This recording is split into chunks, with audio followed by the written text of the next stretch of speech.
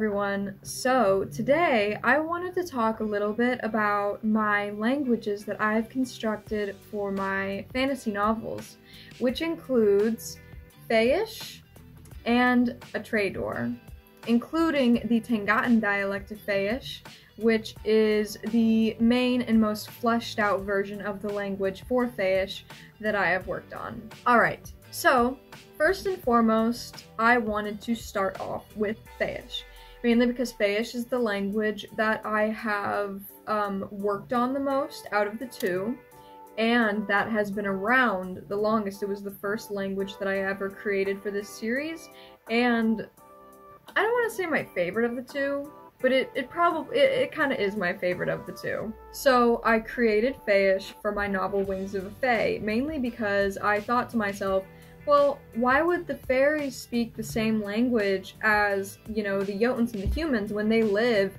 a very isolated life from them in a completely different region of this continent? That wouldn't really make a lot of sense. So I set out to create their own language, and honestly, at first it was really fun and easy because I don't know anything about creating language. Like, all I did was pretty much take words from English and translate them over into some, you know, like basic kind of constructed, you know, word part system that I had created. Specifically for this language, I wanted the main word parts and the basis of words to be rira and ongu, which are the two sounds that struck my interest the most and the ones that I wanted to create for this one. So, in the history of this language was actually created in my first novel, The Queen of Jotuns. Also, those are the two books I have that don't have covers, so I'm sorry, future me if I look back on this and I'm like, where are the covers? Because these are my first editions. Originally, I had one sentence of dialogue of them speaking their language in this book, and funny enough, that one sentence inspired me to create an entire language off of it, which is kind of bizarre, but I'm happy that I did it. It all started here, but I really wanted to flesh out the language for Wings of a Fae because that is where I would be taking this novel series next, is to the Fae archipelago of Eya Halainga. That is another thing, too, that really started off the basis of this language, was that I had always known that I wanted the archipelago of the Fae, where they live, to be called Eya Halainga, which is, in part, another big thing that kind of led me into a direction of where this language was going. So, before I get into the actual construction and some of the rules to this language of Faeish, I wanted to just say a little bit of it to like get your mind into what this language sounds like. Eshete akuliete tuongu teknololohea pariko kogoa mele sororimu reyeneki mortulo. That is just a simple few sentences that I have memorized. Other than that, here is a little bit extra just so you can see it. So for an example, like the seasons, we have Juti, which is winter, then we have Toji, which is spring, then we have Neti, which is summer, and then fall, autumn is Wergi.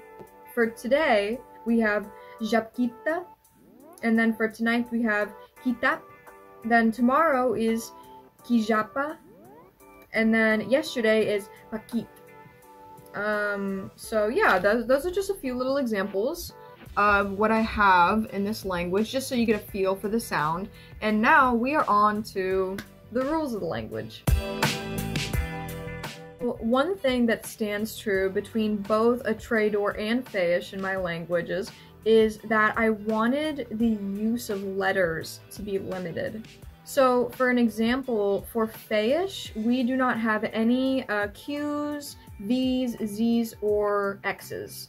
Mainly because I wanted this language to have a particular sound to it that none of those languages could offer. None of those letters could particularly offer it. So that is the first rule. No Q's, no Z's, no V's, and no X's. We are going to start with the parent language, which is Nakau Faeish. The Nakau are a tribe of fire fairies. Well, they're not really fire fairies, they just call themselves that because of the red tones of their skin. But the fire fae, or the Nakau, are kind of the most, not only the most populated, but also the overseers of the Earth Heart, which not only really makes them like the rulers of the Fae, because they're not particularly rulers. They don't have like a hierarchy system like humans or Jotuns do, but they are the overseers, kind of. So their language, when all the Fae were together with them in the beginning, or of their creation, they all spoke this one language until the Tengatan Fae left. The Tengatans were the ones that left first, which in turn changed the way they spoke a little bit into Tengatan Faeish dialect, which I will get into after I do the parent language. So, Nakau Faeish is basically, I mean, almost, it's pretty much the exact same thing. There are just a few different rules that are different, interchanging between the two. And the first rule I want to talk about is plurals. So in American English, our plural is an S. So for bird, it would be birds, and for dog, it would be dogs. So in this language, instead of making the plural a S, I made the plural ir. And ir is basically just IR, but with a roll. And I'll get into the rolls in a minute. For an example, the word bring in Nakau Faeish is hayet. And instead of saying hayets, you would say hayetir. Hayetir.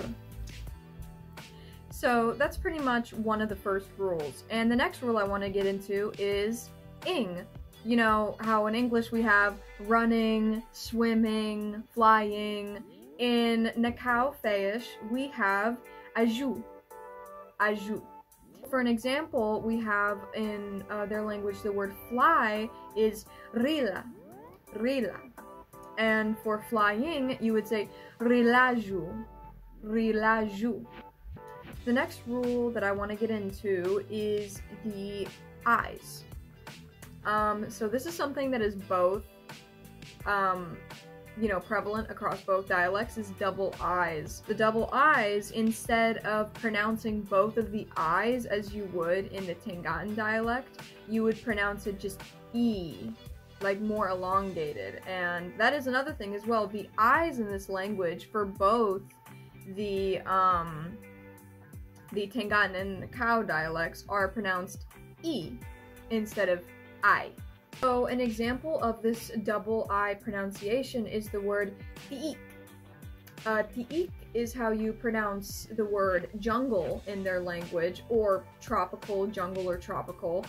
But instead of saying tiik like you would in the Tengatan dialect, you would just say teak. Teak. Because they, instead of pronouncing the I's back to back, they see it more as a drawn out, like you say it for longer. Peak, peak, peak, peak. So that's just a cute little example. But, so before I get into the Tengatan dialect, which is next up, I do want to bring up another big thing that is for both languages. So the J's in this language are a big deal, because instead of being pronounced ja, it is a ju or a ja. Ju or ja. Which is a huge, huge part of this language. It is one of the other defining characteristics of it. For an example, this is the main character of Wings of Fae's name. Meju. It is not a meju, it is a meju. And same goes for eyerti. Eyerti. The J's in certain circumstances may also be pronounced ye, ye, eyerti. Another thing I wanted to add in for the both of the Faeish language is that words such as me, my, or I are very similar. I wanted to keep them similar just because they are pretty similar in English. So we have yebe, yeba, and yebi. And here are the translations. And I did the same exact thing for is, in, at, as, and on. En, ek, er, et, eja. So I just figured that would be a little fun. And I did the same kind of thing where it comes to words that are very similar as well, such as life, birth, death, rebirth, which is firji, meithir, firme, and meithirfin. And here are the translations as well. And that is basically it for the Nakawish language. So now let's move on to its sister language, or daughter language, the Tangatan Faeish dialect. So, Tangatan Faeish is the most fleshed out version of the two languages that I have worked on, or really of all three that I have done. As I stated in the last dialect, the plurals are ir, but in Tangatan they are I. And by I, it is an I. And the I for the I's, as in the double I's, is still a big rule in this language, and I do want to touch on the double I and the plural right at the same time right now because they do bounce back and forth off of each other. For a good example, the word for star in their language is teti. And because in Tangatan dialect the spelling of that, well, in English translation, would be deti with two I's at the end, instead of pronouncing it in the way the Nakaw would, deti, it would be deti, deti. You do pronounce the two I's back to back. And same goes for really any other word. Just as I had touched on the other word, tiik, it is pronounced tiik in their language, opposed to the teak that the Nakaw would use. So for the ings, in this language, it is pronounced ju, ju, which is just a simple ju, and so as an example, the word rewa, which is speak, for speaking, you would do rewaju, rewaju. And the thing is, you might notice that in both these dialects, the plural and the ing are very similar. Plural for Nakaw, it is hir. For the plural for the Tangatan is I. And then for the ing, it is aju and ju. And that is basically because this is an environmental factor that I wanted to add in, is that the Tangatans live in an area where things are very scarce, very rugged, and they need to communicate with each other very quickly. So I figured taking away a small itty bit of that time it would take to pronounce something would greatly aid in them communicating with each other faster. It also goes with the E as well. Instead of for peak, they can just go peek, peek, peek. And the same goes for this as an example. A Nakaw would say rewaaju, and a Tangatan would say rewaju, rewaju, without the extra little letter. Then for the plurals, instead of saying detiir, they'd say deti'i, which is immediately just faster. This is not a slang, I would say, though. I know that in American English, a lot of words are shortened in slang just to say them faster, but it is not that case. Faster for convenience, it's getting it out faster almost for survival in a way, because if they cannot communicate with each other in a very quick way, something could happen, someone could die. So the environmental factor does have an impact on their speech, just like little things like that that I wanted to add in to maybe give this world a little bit more life. The next thing I wanted to add that I actually forgot to add with the Nakawish for the parent language is that the R's are always rolled. Tarullo, etifir, porju, all of the R's are rolled, and that's just another characteristic that I wanted to add to make it more unique, such as the ju, ja, and ye of the J's. But other than that, that is really all that I have for this language. So let's get right into Atredoor. So Atredoor is the most recent language that I have made, but it is genuinely something that I am proud of, mainly because it is a language that I had to challenge myself on, not only in the rules, but in pronunciation. It has a lot of letters in it that go back to back that I have to remember how to pronounce them and things like that, so note-taking is definitely my friend. To get things started, I am going to start with the letters that cannot be used in this language, which consist of C, D, F, W, and X. This is another rule that I wanted to implement into this language because it gives a boundary on what can and cannot be said. So just as in Fae, the creation of this language was based off of specific word parts and sounds that I really liked, and I wanted to kind of just create a new language around it.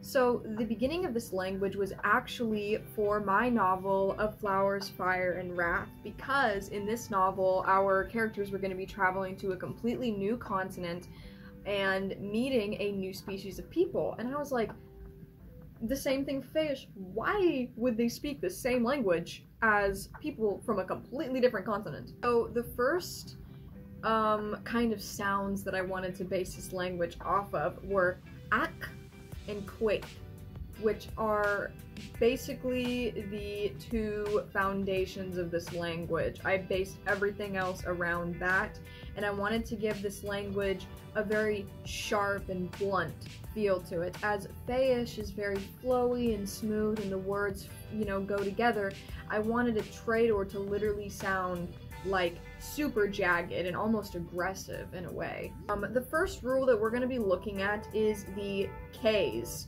The K's in this language are usually pronounced just normally, like K, but if the K is at the end of a word, that K immediately becomes a K. Instead of K, it's K.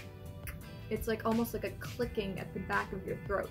And a good example of this is the word Zavesnajak.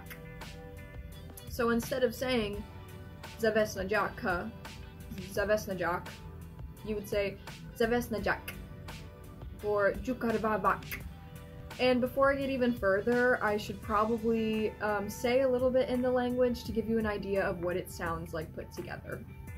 Kajvati Kajvati harvak ujajla kule meljul harvak marak. Hajkavti abamelk najabo yuk jenak pakal tutaivat. Vit ango vet javtaljul tirak kotaila vak besjuvla. Sa abazatl zak tak zavtalju abamek jul banak mekupal kabjnab.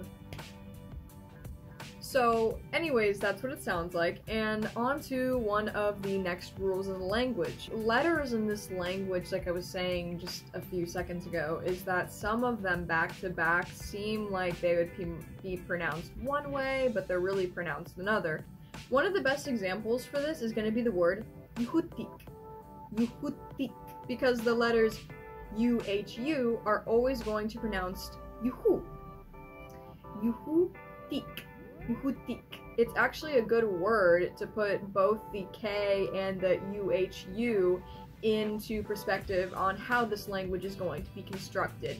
Not only for the pronunciation, but also just for the way the word looks compared to what your brain would think, you know, the way you would say it would be. Another big thing in this language is that there are no THs. There are no THs. Oh. Right, and I should also probably bring this up. Remember how I said that there are no C, Ds, Fs, Ws, or Xs? There's a D in the word Atredoor. The reasoning behind this was mainly just because I liked the way that the word Atredoor sounded, but the actual letter didn't seem to fit in with the language very well, so I made it a complete isolated case. And I mean, they don't call themselves Atredoor. They call themselves the Atreak. Atreak.